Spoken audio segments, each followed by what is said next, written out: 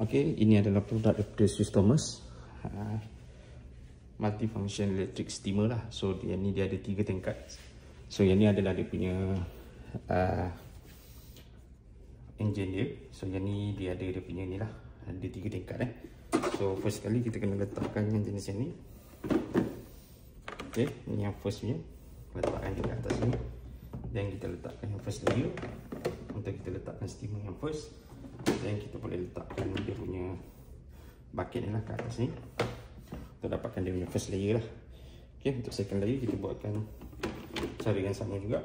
Kita masukkan yang second layer dia dan juga untuk ni untuk kita fokuskan yang seterusnya, dan ini adalah yang ketiga punya lah. Okay, andai kata nak gunakan 2 layer, yang ni tak perlu pakai, kita just terus tutupkan pakai macam ni saja. Yang second layer punya tak perlulah kalau kita nak ajak. Kena buat untuk 2 layer, dan untuk jadikan dia 1 layer, yang ni kita tak perlu pakai. So kita terus pakai saja yang penutup atas dia ni untuk jadikan dia 1 layer saja. Okay, produk daripada Swiss Thomas yang memudahkan lah urusan mak-mak dan ayah-ayah untuk uruskan sarapan pagi untuk anak-anak ke sekolah.